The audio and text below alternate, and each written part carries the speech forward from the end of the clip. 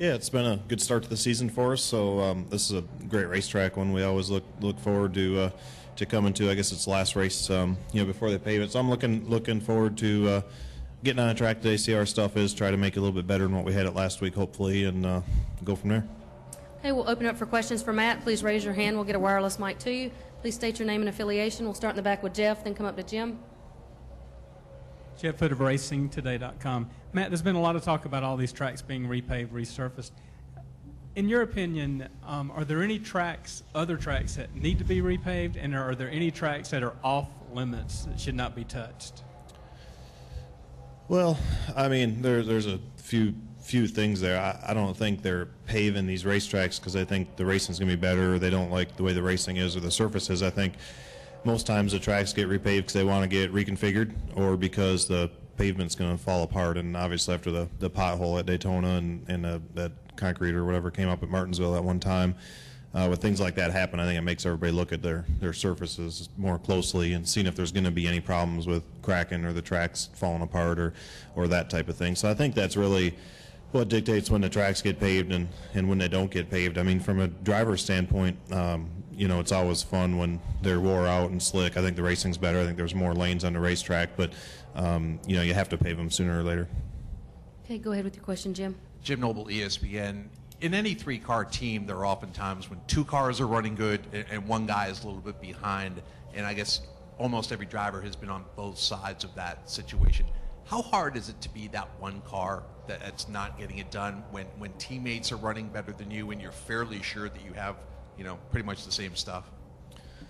Yeah, I mean, our team's smaller, I guess, than it used to be, but whenever you have a big team you drive for, I mean, even though nobody really, you don't really talk about it or focus about it in meetings or whatever, but I mean, when you get done with the day, no matter where you finish, you always want to be the best out of your stable, because everybody has access to the same stuff. So I feel like all our cars are running pretty good right now. I think this day and age with this car and this rules package and all the things going on, it's harder to be way off than what it used to be. You used to be able to build a car, with a totally different body on it, basically, than your teammate, and it could just look totally different in a wind tunnel and things like that, where you can't really do that anymore, though. So even though when I look at the stuff, I see a lot different setups between the three of us every once in a while. They still run closer to the same speed than what you think they would. So you're always looking to try to get your stuff better.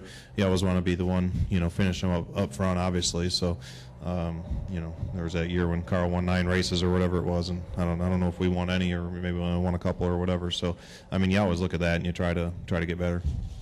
Okay, we'll take our next question from Brian. Brian Nelson, Motor Racing Network. Matt, the last few years when we've heard conversations about tracks being repaved, it seemed like the people who were doing it placed a great value on having progressive banking. And, they did that at Bristol. It didn't work out so well. They plan to do it here.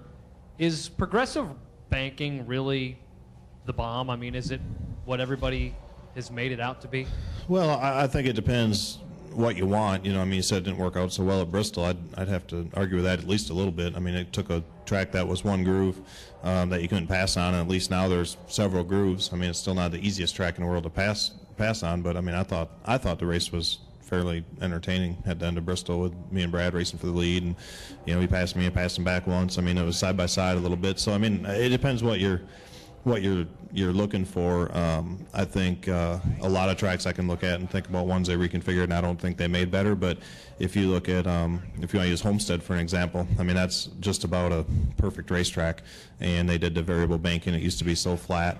It's got the most banking on the top, but not very much more, and it's pretty darn competitive. I mean, the top's probably the fastest groove when you get into a long run, but you can certainly pass there, and look what Tony did there last year. I mean, I don't think the racing can be much better than what we did there. So I mean, I think that's a good example of the variable banking, working well and doing what they wanted it to do.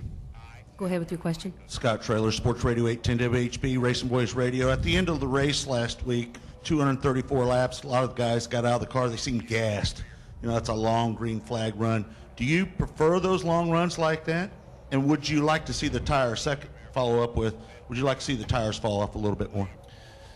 Well, I mean, it depends what situation you're in. I mean, if you're like it was last year at Texas when we were leading the race by 4 or 5 seconds, you love the long green flag runs. You don't want anybody to get caught up and take a chance of losing a race, but when you're not the leader, you're not the second place guy. Them guys were quite a ways ahead of everybody. I think most of the rest of the field would probably like to see a caution and get another shot at making an adjustment in a pit stop, getting caught up to everybody, catching your breath and making another run at it. So I think it depends where you're running. I mean, I like races with a lot of green flag running. You can't pass anybody under caution, so it's always fun to be racing and have them long runs and concentrate on that. But like I say, the farther toward the front you are, the more you enjoy that. I thought the tire dropped off quite a bit at Texas. One thing about this tire the last few years, even at places like this, you'll see a lot of fall off. But that track they put down a lot of rubber and it's kind of slimy, so sometimes that makes it tough. But I think that there was a fair amount of drop off. I think we had a second and a half of drop off at least or something like that. And I think this will be similar to that. Okay, we'll take a question up in the back. Matt, Sean McDowell, Metro Sports, Kansas City. We asked Greg earlier about the temperature change you're going to see between today's practice, qualifying tomorrow, race on Sunday. He says it's hard to prepare for. Specifically, what about the car or the setup is hard to prepare for based on temperature change? Well, besides just your grill tape adjustments and things like that changes your water temp, obviously, and your downforce level in the front. Other than that, I think the biggest thing is the speed and track, the speed of the racetrack and the pace of the race will be enough different where you have to, you're trying to run these cars so low to the ground and you're making 32nd of an inch bump stop shim changes, stuff like that. To have your bump stop loads and have your nose right where you want it and your profile all set up. Today, when the track will, when we first go out there, it'll probably be a second and a half, 2 seconds faster than what lap 30 of the race will be. So I think that's probably one of the challenges of hitting your setup right, having it right for when the pace slows down. Okay, we'll take our next question from Jim. Jim Uttershaw, Observer. Matt, there's been times in your career when you've had long winless streaks, but during those same times, there were stretches where you finished like second in races. As a competitor, did you find yourself, looking back, spending more time trying to figure out how you could have turned the second into a win than, say, trying to have a better car when you were running 15th all day and that was the best that you could do? And in spending that time, did it turn out to be beneficial? I think there's times when we've went through long periods without winning that it eats at you a little bit and you think about it, but I don't think necessarily during a particular race or after you finish second or third. I think no matter where you finish, you always try to figure out what you could have done better, what you can do better next time, what you need to do to your car better to make it next time to make your car better, that type of thing. So I don't think you ever really sit and think about, how did I not get from third to first or whatever. You try not to agonize about that too much. I guess you just try to make your stuff better the next time and try to do a better job next time if possible. Any final question? Okay, we'll take our final question from Nate. Nate Ryan, USA Today. Going back to the repaving thing, Matt, Jimmy was saying that tracks should look maybe at like the compound that they're using now to repave. Like, for example, like Charlotte, it's not wearing out fast enough that they should maybe try something different. Are you in favor of that as well? And is anybody, Jimmy was talking about how NASCAR has brought him into the trailer and talked about this stuff. Have you been included in those sorts of meetings? Do you kind of get consulted or get your input on that?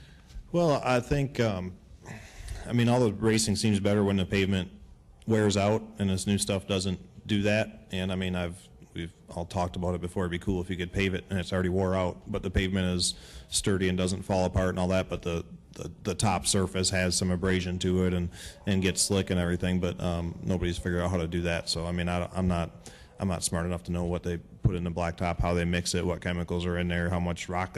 I'm not smart enough to figure all that out. But it seems like if you could pave it and have it a little bit abrasive, kind of like it would be after a few years of aging, it seems like that'd be pretty cool if you could figure out how to do that. I don't know how you do that. All this new pavement is so good. I think it's great because it's great for the tracks, I think, financially, because they won't have to pave them for a long time. But I'm not sure that, in my lifetime, Daytona will ever get like it was before they repaved it. That was all that real old stuff and had big rocks in it, and it was just real slick and wore out. And this new stuff just seems to be pretty durable. Like you say at Charlotte, all the miles we've ran on that, you can hardly tell.